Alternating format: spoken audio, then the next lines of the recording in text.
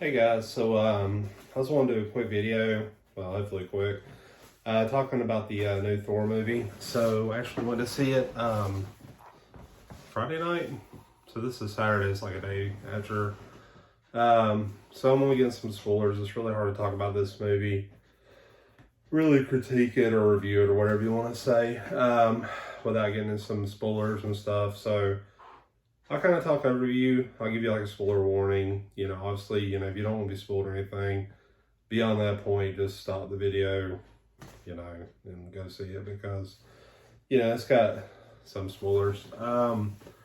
General review, it's really good. It has the same vibe of the Ragnarok where it has like a semi-serious story, but, it's not like, it has like a lot of jokes and fun and stuff in it. I don't think it was pulled off as well as Ragnarok. It was still pretty good. Whereas Ragnarok, it kind of grew on me. This one, I don't feel like it will.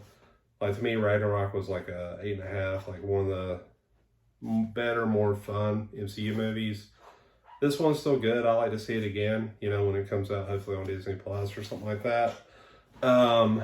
So it's pretty straightforward. Like, the plot's pretty straightforward. I'll get into that with spoilers too. I'm not going to do anything there. Sorry, my camera's kind of off.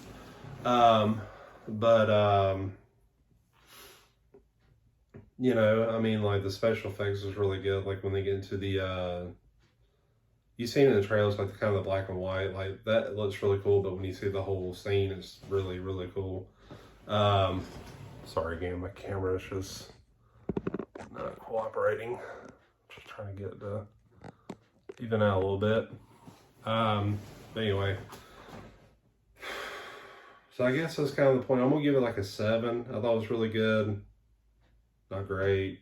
My wife kind of thought a little bit lower.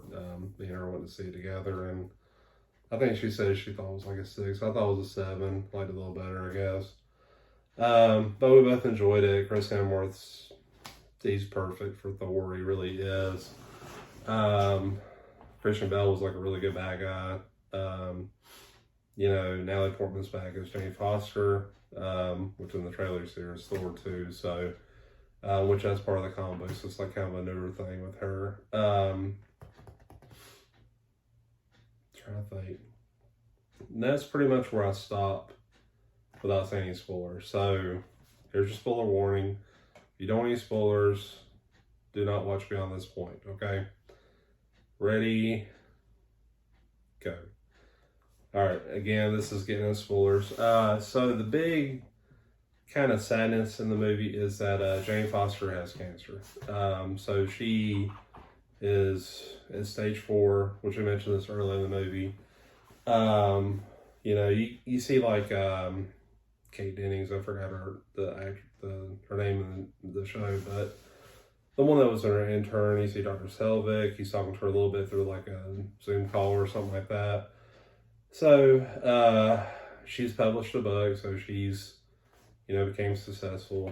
She's still like kind of itching to get away from chemotherapy to like go back into the lab and do her thing. So there's that. Early on too, Thor is with the Guardians, like it ended in Endgame. They show like the whole montage, Bay lost weight and all that stuff too, which, yeah, it's kind of cool. We've seen a lot of it in the trailers too. So, nothing too surprising there. It is the full cast. So you see Dave Bautista, Chris Pratt, even the lady that was in Jumanji that played Nebula as well. So you see her too.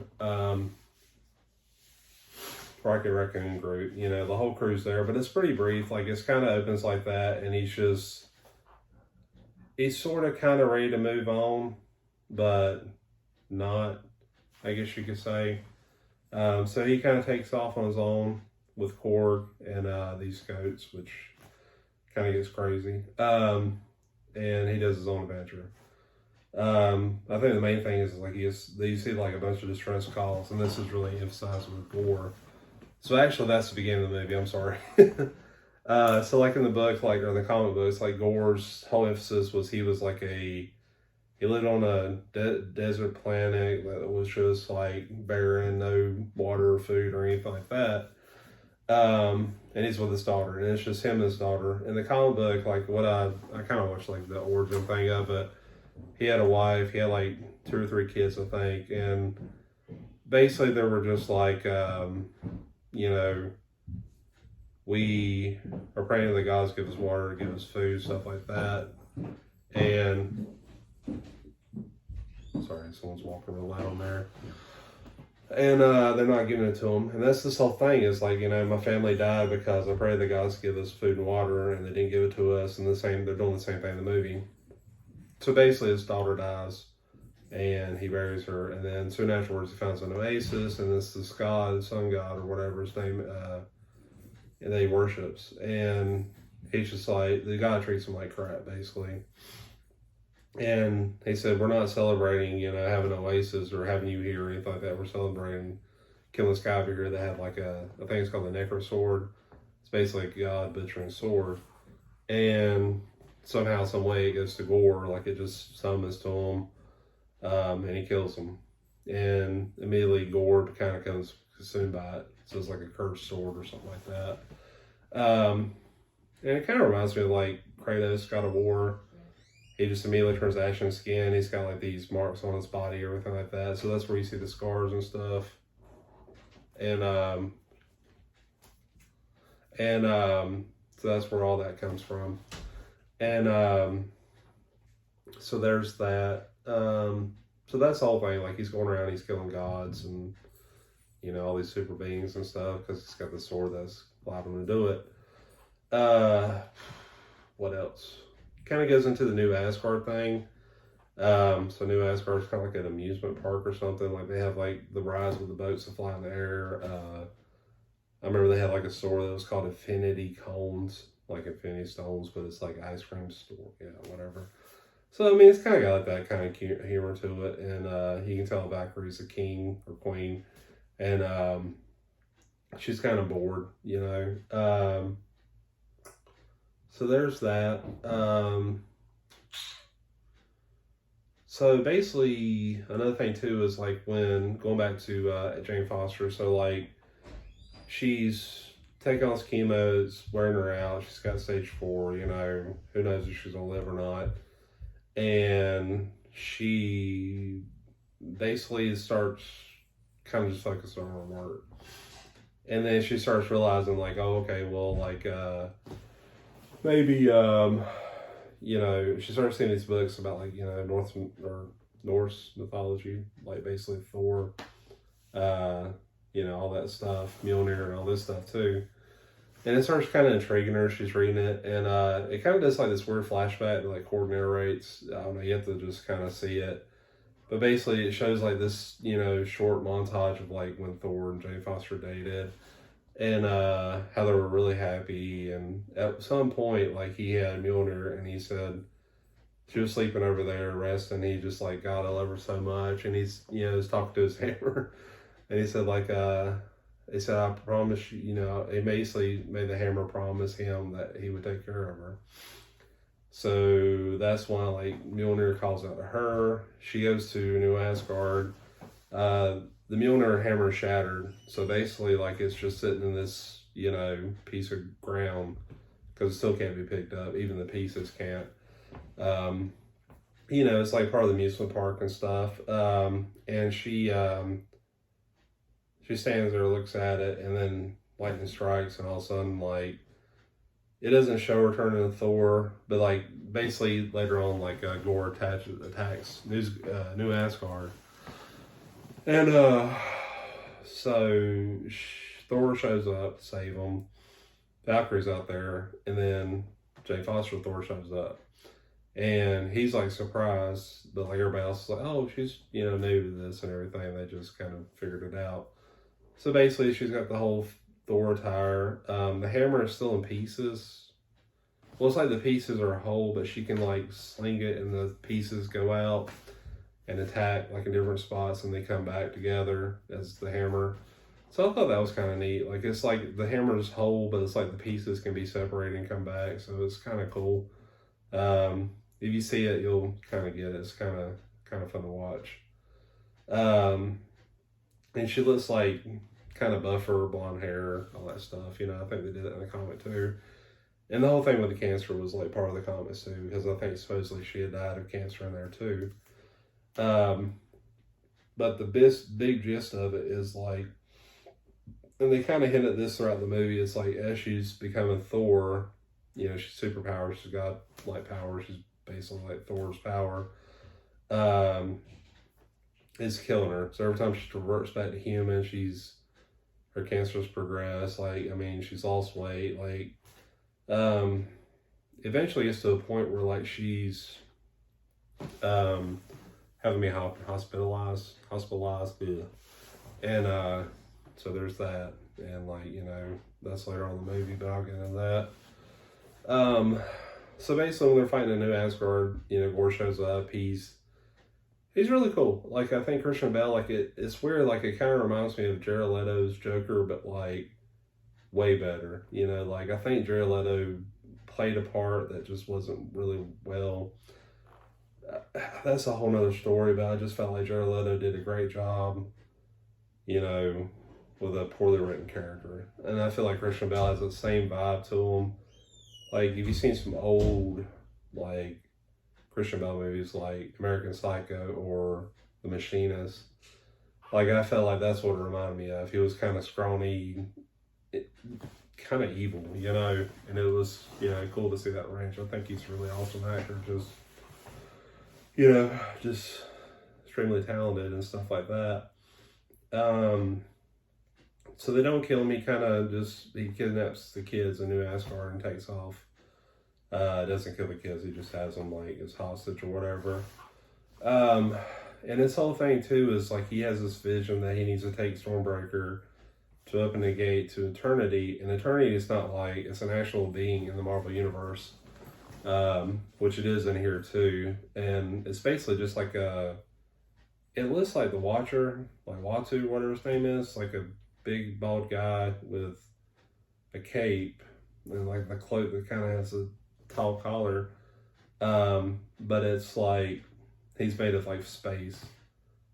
I don't know, like if you've seen the comics or anything like that, you kind of know what I'm talking about. But yeah, so there's that, and that's kind of his thing. He wants to get Stormbreaker. He wants to open that door. He wants to, like, because if he opens that door, he can make a wish. And his wish is to bring his daughter back. So that's kind of like his main thing. He wants to kill all guys because he doesn't trust them, and then he wants to get Stormbreaker to bring back his daughter, because Stormbreaker can open Bifrost. I know some of this doesn't really make sense. When you watch the movie, it helps a little better. So from there, I'm trying to remember everything. They realize they're kind of outmatched. Like, he almost killed Thor. Like, he's really dangerous and stuff. And they're like, you know, well, he's killing all gods. We need to go to this palace, which I forgot what they called it, but like it's where in the previews we've seen Zeus. And Zeus talks to all of the gods. So basically Zeus is like the top dog god or whatever. And all these other gods are like there just, you know, as, you know, spectators or whatever. So it's, I don't know, it kind of reminds me of like going to see a rock concert and like, let's say like you play music, but you go see like Metallica or something, you know, and they're like, you know, big deal. Well, like, and you're a musician, so you're talented too. It's like if you're a god, you'd go see, you know, the best god ever or something. And that's what it feels like. And Zeus is actually played, I don't know if they really mentioned this in the trailer, and this is another spoiler if not, by Russell Crowe. And I like Russell Crowe a lot, I really do, but like he sounds like he's got this weird Hispanic accent. And I know like Russell Crowe is not like American. I always thought like he was European of some sort. I don't know, maybe Australian. Because I knew he had a little bit of the accent, but like it's really weird. Like, he's very eccentric. He plays that extremely well. Like, it's really awesome. And they go there and like the guys are talking about like stuff that's like really bad. Like, they're talking about like, you know, which god had the most, I think one thing was saying like, which god had the most human sacrifice for them. And they were just like looking at each other like, yeah, these guys are not going to help us. We need to get out of here. And they're like, well, we need to get his thunderbolt. So he actually has like a metal weapon, bolt of lightning, That's Zeus's main weapon. So they're like, well, let's get in and then let's get out of here because these guys ain't going to help us, but that weapon will. And basically, Thor's basically a big fan of Zeus too, or he was until he's seen this. And he kind of just lets it all out. And that's how he gets captured. And he's got like the, tassels. He's tied down, all this stuff. And like, he's talking crap to Zeus. And I don't know. It kind of messes around a little bit. We've seen the part like where he, makes his clothes go off or whatever, and there's that. And there's this basically the battle scene where he frees himself, and Valkyrie, Korg, and Jane Foster are like fighting all these, bad guys. And Zeus actually takes his Thunderbolt. I think it's called Thunderbolt, not Lightning Bolt, but Thunderbolt. And he mentions that in the movie too. So, sorry if I didn't quite get that right. And he launches it through Korg, and Korg just falls into pieces, like just rock pieces. And we think he's dead, but another spoiler, he's not dead. Basically, his face is still alive. So, like, basically, this part of him as like a face he can carry around, like a mask or something. So that part of him's still alive, just like a bunch of rocks. So he can basically come back to life. So now they're carrying Korg's face around. And Thor takes Thunderbolt Zeus throws it at Thor. Thor catches it and throws it and shoots it through Zeus's chest. Seemingly kills him. He just holds his chest and he falls off this floating platform that he's on. And, oh, okay, he's dead. Okay, wow, okay.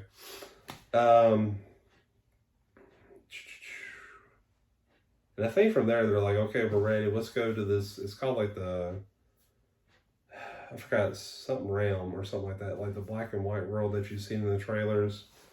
They find out how to get there, what they got to do. They take the Thunderbolt. They're all ready to fight them and, kill Gore and get all the kids back from New Asgard. And they get in the fight and it's just not going really well. So like, there's all these little shadow demons. They're fighting. Valkyrie gets stabbed in the chest area or stomach or something like that, just impaled or whatever by Gore. And they're like, oh crap. And they're just like, let's retreat. So they just disappear. But when they disappear or use the Bifrost to get back to Earth so they can, or New Asgard so they can have Valkyrie get medical attention, Yor gets Stormbreaker.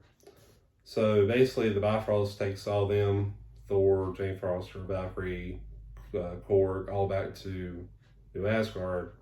Now Gore has the Stormbreaker, and he can open the Bifrost door to eternity. So that's kind of like where he's at now. He's at the door of eternity with the kids, all that stuff.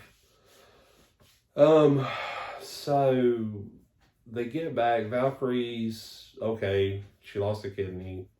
Jane Foster's pretty bad. So whenever she comes back to New Asgard, she drops the hammer and she's back to human form. And she's basically like darkened eyes, really sick, no color in the lips, kind of like pale, really, really pale looking, all that. And so Thor's just like, I gotta do this on my own, He tells her, stay here, get better. I love you. I want you to be better. I don't want you to risk your life or anything. And Valkyrie's like, yeah, same thing. So he basically gets his Thunderbolt, Zeus's Thunderbolt, and goes after him. And the kids, like, I don't know, it's kind of funny. Like, there's actually one that's Heimdall's son. I think his name is Astrid, but he wants to call himself Axel. Like, there's a lot of Guns N' Roses music from there, so he wants to call himself Axel over, lead singer at Guns N' Roses, so that's in there. So he's kind of like the leader of the kids, and it's, pretty cool. So he gets there, and they're scored trying to open the gates of eternity, and then the kids are there, and there's like all these shadow demons coming, basically protecting Gore as he's opening the door. And Thor's like, well, I need your help. And he's able to actually channel his energy into the kids, temporarily or whatnot. So, I mean, I thought that was cool. So the kids are fighting off these shadow monsters. It's kind of a fun scene. You know, they all have a weapon, and one kid's got like a stuffed bunny, you know, uses it as a weapon, so that's kind of cool. And Thor's basically going after Gore, you know, one-on-one. So everything's going good, and like Thor's just, well, Gore's kind of getting the best of Thor a little bit, and then all of a sudden he's losing the battle, and then Jane Foster Thor shows up to save him, and basically like I didn't quite catch it. I don't know. Like basically the thing they're like is like, well, we destroy his sword, we stop him, you know, stop him from opening the door and all this stuff, you know. But they destroy the sword. I think she like kind of sacrifices Mjolnir to do it, which ends up turning her back human, which means she's basically dying, you know, because the cancer keeps progressing. And like Thor's trying to break away Stormbreaker before he opens the door, and he opens the door, and then there's Eternity, and he's just kind of sitting like this. I don't know. It's like those green rooms they have where it's just like all sky, but the floor's water, but it's not like deep water. It's just like a couple inches deep or something, you know. So that's how it looks, and Eternity doesn't even really move. It's just like a guy kind of sitting Indian style, like really big guy, and you know, you see the space thing, and as he moves, you can see the space kind of move with his silhouette, but he don't move, he doesn't talk or anything, and the whole thing is like Gore's right there with Eternity, Thor's holding Jane Foster, and she's dying, and Thor's like, you know, if you're, listen, Gore said, if you're gonna make a wish, go and do it. If you're gonna kill us all, whatever. And I'm gonna go over here and spend my last minutes with Jane. And so he does that, and Gore just kind of looks at him and just realizes, you know, his sword is gone, so he's dying. And, you know, he just looks at him, he's like, well, I want to bring my daughter back. But he said, but I'm dying, there's no one to look after him, you know, after her. And Jane Foster says, well, there is, you know, and he looks at Thor, and Thor's like, okay, yeah, definitely. So that's what Gore does. He makes his wish. It ends up being his daughter comes back. Gore dies. You know, he meets his daughter, and he dies shortly afterwards. And then Jane Foster dies. So she's dead. Which I was kind of like okay with, you know, because I like Natalie Portman. Nothing against the actress or character or anything, but I didn't feel like they used her in a while. Like, I think it's been maybe Dark World last time I even heard about her or seen her in a Marvel movie, so I think this is kind of a good time to kind of close the book on it. Good send-off, you know. So that was cool. You know, I kind of hate they kill another good villain, you know. It's weird. Like, that's the thing with MCU is like they get, you know, Gore, Killmonger, Thanos, which I know when Thanos died. You know, like really good villains, and they don't keep them going, they just kill them. You know, they did the same thing with Gore, so no big surprise there.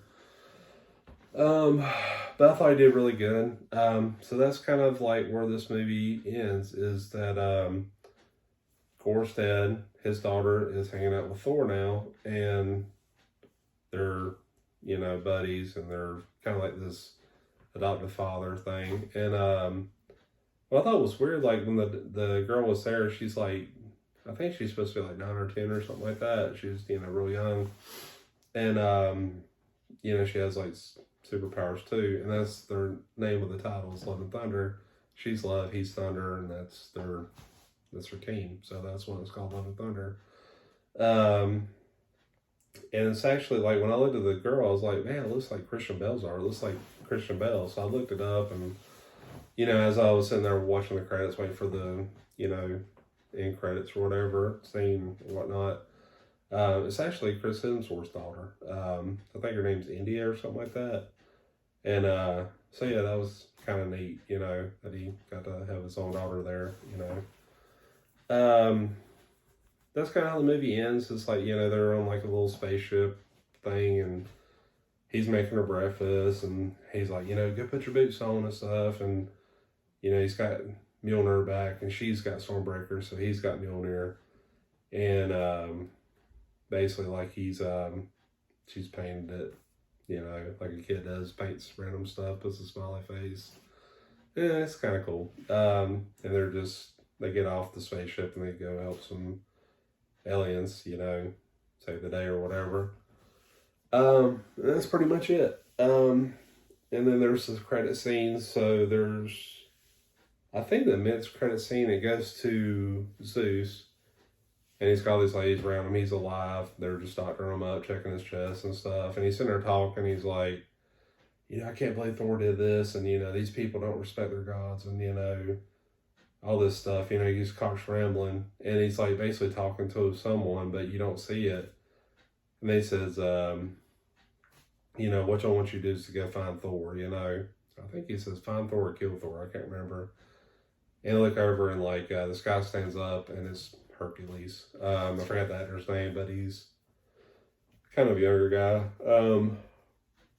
And he's built but not big like Hercules. So I was kind of surprised by that, but I don't know. So Hercules may be the bad guy or whatever for the next Thor movie, which he was like a big Avengers character too. So yeah, there's Hercules. And the very end credit is Jane walks up and she's in Valhalla, and like Heimdall is basically, hey, you know, you just bad news you're dead, but you are in Valhalla because she died like a Asgardian's death where she, you know, died in battle, you know, doing something noble. So yeah, so she gets her bit of heaven and she looks normal and everything like that. So that pretty much covers it, you know, like as far as spoilers and everything. You know, with me, like, spoilers don't bother me. I know they bother a lot of people, but like I kind of like seeing it in person because I kind of read like the spoilers before I've seen it, you know, so I can kind of anticipate what's coming, because sometimes like I'm just, you know, oh, I gotta take a bathroom break during the movie or something, you know, so it's kind of good to kind of know what's coming ahead, and I still enjoy it, you know, about the same. So